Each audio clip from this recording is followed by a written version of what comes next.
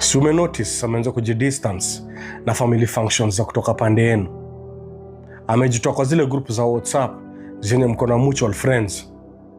It is because ana prepare kuendio relationship. Mimi sijui unangoja nini? When is the last time you make love to each other?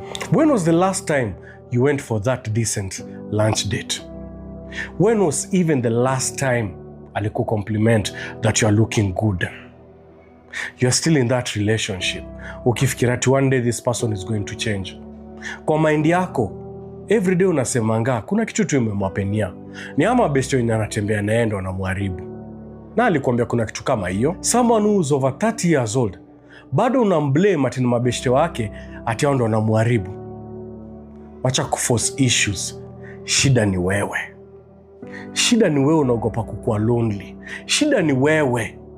You have the fear of the unknown. Shida ni wewe uko na fear ya kustart over again. Na nani alikuambia tunataka kutoka kwa hii relationship yenye iko toxic uende mtu mwingine? You've already forgotten about yourself. We want you to go back to yourself. The moment your narcissist alikuja kwa life yako, you forgot about yourself. Nothing is going to change. Unangoja narcissist abadilike arudi vile alikuwa kitambo. Hiyo kitambo alikuwa amevalia mask, my friend.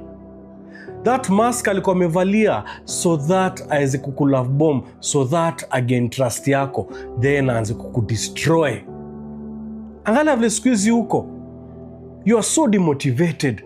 Every time ukitoka kwa hiyo nyumba, every time una feeling so drained. God doesn't want you with that demonic being. What you need to do is to start planning for your exit in silence. Narcissists don't change. The moment atachoka nawe completely, the moment make sure amekudrain completely, they are going to replace you with another person. And that other person is just a new supply. Ni wewe utake your initiative, useme enough is enough, and you end that relationship.